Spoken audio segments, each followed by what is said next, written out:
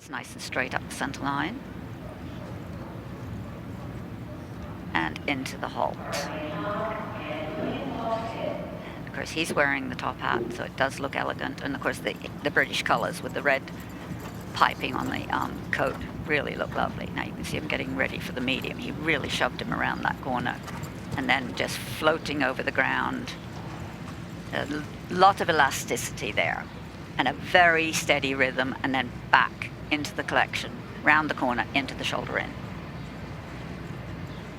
And getting good marks on that. It's beautiful positioning. Now look how supple that looks. It looks easy. The horse is elastic. There's absolutely no tension. Look at the tail. Look how relaxed. We were looking at all those tails swishing yesterday, and this tail is totally relaxed. And nicely to the walk. I'm going to make this little pirouette, which is, you know, you just have to keep moving the feet and get ready for the extension. You can see him just sort of jazzing the horse up a bit, and then he's going to let him just bounce across the ring. Look at that. Now look at the rhythm there. Look at the elevation. That's as nice as we've seen so far. That's quite lovely. It's everything that we want to see. It's supple, it's loose, it's easy, it's relaxed, and yet it's full of impulsion. Impulsion is not speed, it's drive. And that's what we're seeing here. And look at that transition into walk. He was trotting, he was walking forward. And you just have to go up in your marks. You have to recognize what's happening here. And the horse has lovely gaits anyway. And halt. There we get the swish of the tail. Wasn't quite so sure he wanted to go backwards, but there we are, we got it done. Just look at the shape of the neck. The horse is stretching into the bridle, which we haven't seen on everybody yet. And into the walk is very regular, 1, 2, 3, 4, marching forward, taking big steps, overstepping the hind feet, clearly overtaking the prints of the front feet. Now he's got to make the shift back. This is the difficult bit, because the horse knows it's going to canter. And you still have to keep it in walk.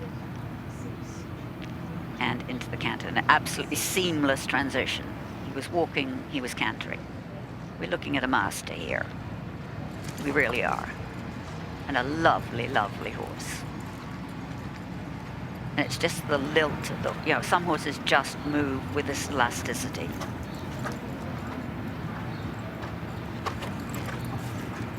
And we just need to enjoy this. Let's see what happened. Whoops. Whoops. A little bit tight there. He thought he was going to want to change. So, whoops. Yeah, and he came a little bit out of the bridle, so not quite such a good mark on that. But you wait till this one does the extended canter. I bet it'll be fun. He's got him back again now.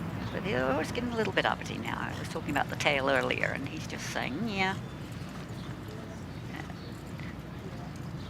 And coming around now, he should be able to do this, I would think.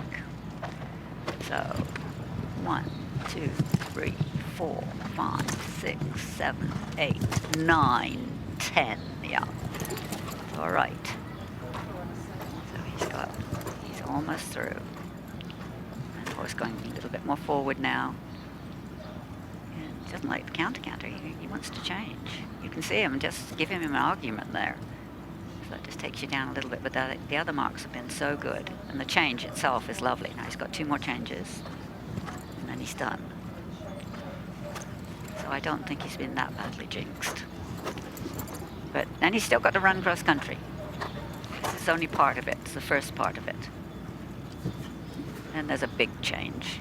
Very expressive change. Watch the 2 legs on the left and the 2 legs on the right come right through together. Really nicely done. It's a masterful ride, it really is. And then down the center to the halt. And the halt comes very suddenly there because it has to be in a different place from where it normally is. That was a beautiful ride, just a beautiful ride. And we could get into the 30s on that, I think. great supporters over the years. Super sponsors, so we'd love to see another Rolex Grand Slam winner for sure. Yes, yeah, it would be amazing.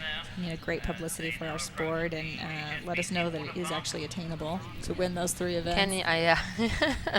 To win 1 4-star in someone's life would just be the most amazing thing, and to win 3 in a row is just unbelievable. You bet. Now, you don't have to win it on the same horse. It's the same rider, but you can win it on any of these many wonderful 4-star horses. So this is the horse he won Burley on. He'll be looking to pick up a win with him here, but be on a different horse next.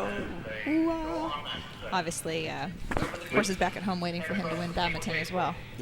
Yesterday I walked home because William and I went back to back in the or we were training or something. But anyway, he was saying the reason he brought this horse here is it's an unbelievable galloper, but he said it's not that nippy, as he called it. It's not, real good at turning and slowing down and speeding up and that kind of stuff. So he wanted to learn and see if it was going to be a good enough horse to go around London. Because it's so hilly there and so twisty-turny.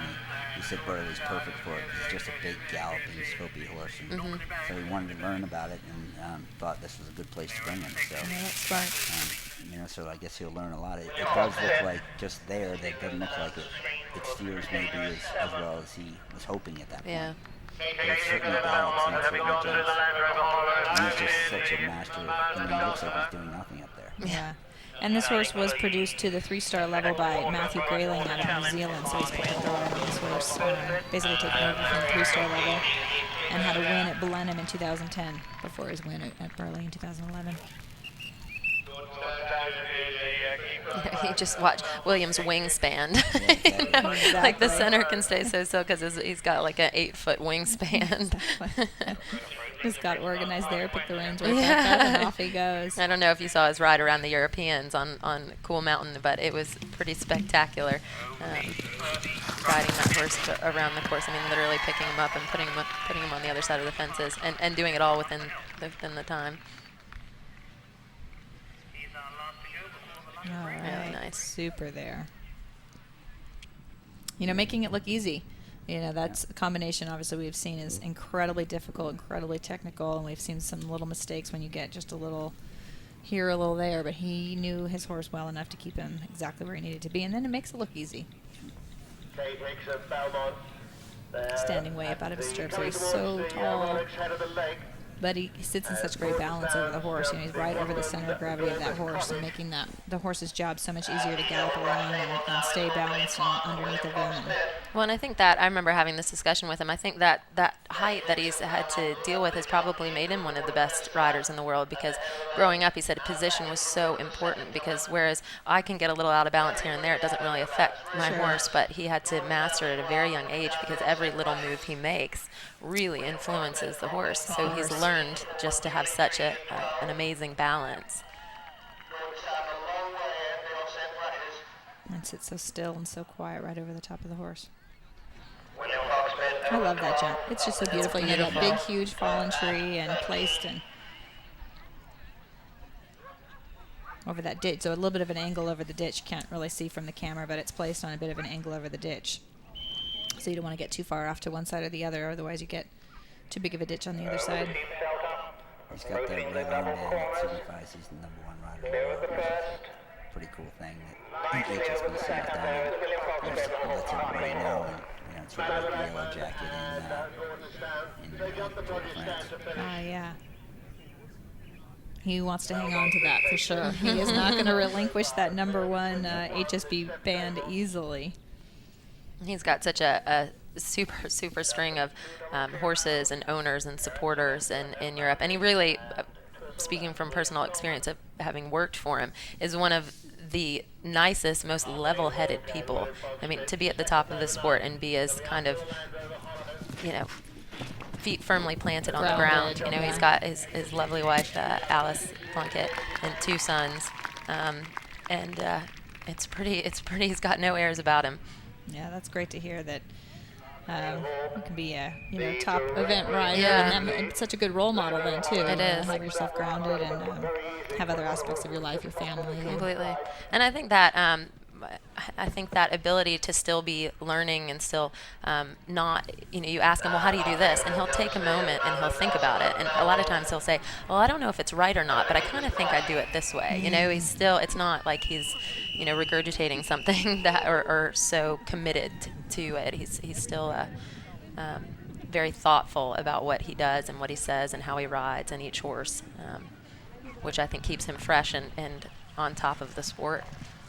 And of course, we have the British selectors who are also watching the riders as they're preparing for the games this summer. That competition that shall not be named. Takes the direct route like everyone else. Super, nice. super strong. Over the brush corner. Really has got Good crowd standing through there. You can see them all lining the ropes. They're all out in force. And it really looks like the weather is taking a turn for the best. It's a lovely, lovely cross-country day. Yeah, absolutely. And again, with the tailgaters out there that have picked their spot and are able to watch the action right there on the infield and have their picnics. And it's really, the guys that put this event on, I mean, the amount of work, and it just runs so seamlessly. It's amazing. The amount of work that goes into every little detail of, putting the fences up and making sure that the tailgaters are in the right place and decorating with the flowers, which Holly talked about earlier. Just, I mean, the amount of people and effort, and we're just lucky enough to show up and ride. That's right. It makes a great sporting event. I think that's really been the goal with Rolex and the EEI is, can a sporting event that is a destination that people come back to year and year ago. Well, he gave that log quite a rub there. You can see all that log almost shake a little bit. Wow. Again, that's not one of our fences in there with the frangible pins that will break away. Beaming her first trip around Rolex. And it just gives you chills, doesn't it? It's so exciting. I bet she's glad she decided to hang on to that horse for a little bit longer. Yeah. Turned out to be a blessing. Yeah. Good for her. That is exciting. Williams just looks like it left going through first. I know. It hasn't lost a bit of William has. Fighting a little bit now, feeling a little bit. He's our last horse out on course before the lunch break, so we're looking for a great round to finish up here. He went the right-handed side too, Right, like yeah. Boyd. William at his farm has one of the most amazing all-weather gallops. So whereas here sometimes it's difficult because if the weather's bad, if the ground's hard, if the ground's too soft, sometimes we'll miss a gallop here or there. And the horses never miss a gallop and they never miss a trot because no matter what, they can get out on that ground. And they're amazingly fit. And again, in his fitness plan, he's very open-minded. They all have a plan, but if he finishes flatting one, he'll send it up to go gallop once up the mountain if he's not feeling it's quite right. And, that's nice. All right out of stride there.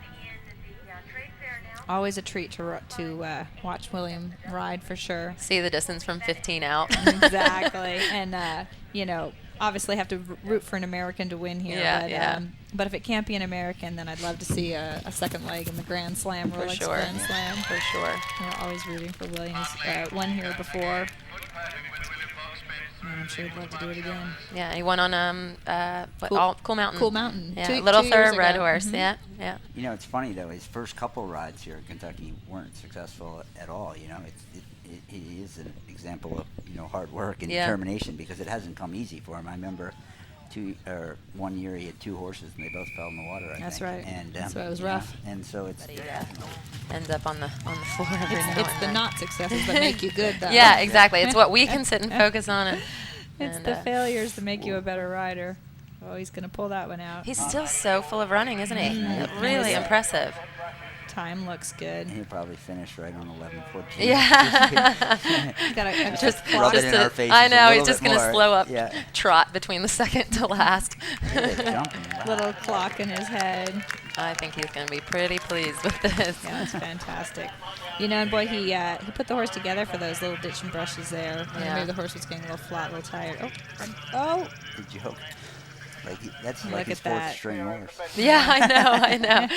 It's funny, the two, the Lionheart. Rail in hand. Park Lane Hawk and William Fox-Pitt from Great Britain.